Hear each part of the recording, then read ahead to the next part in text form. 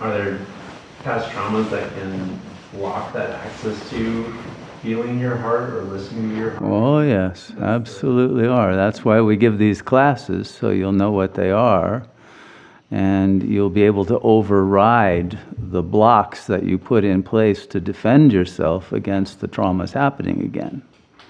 Okay? That's basically all the ego is a set of interlocking defense mechanisms to make sure your heart never opens.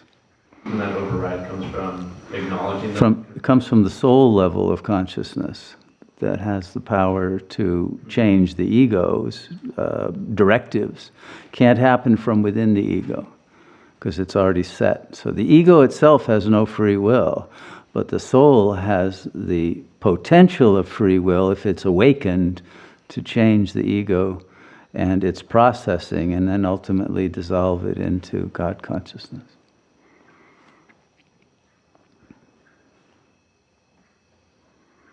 And the ego will fight it because the ego doesn't want to open its heart. And it's also afraid it'll open its heart to the wrong other and not to God, because at the ego level, there is no distinction or accurate discernment between desire and love.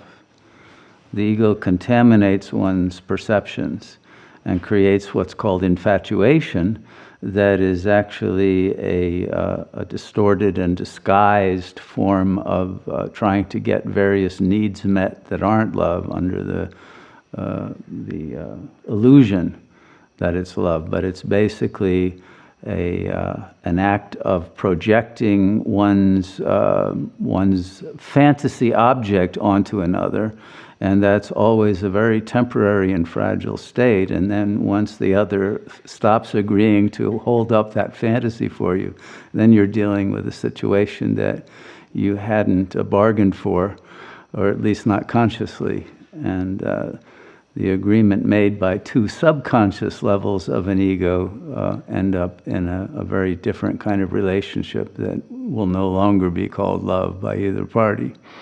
So this is the problem of you allowing desire to rule your life.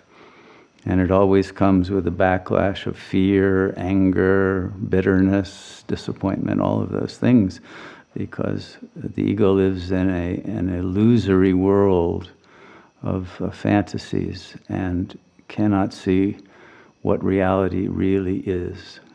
This can only come from a much higher and more nuanced level of perception.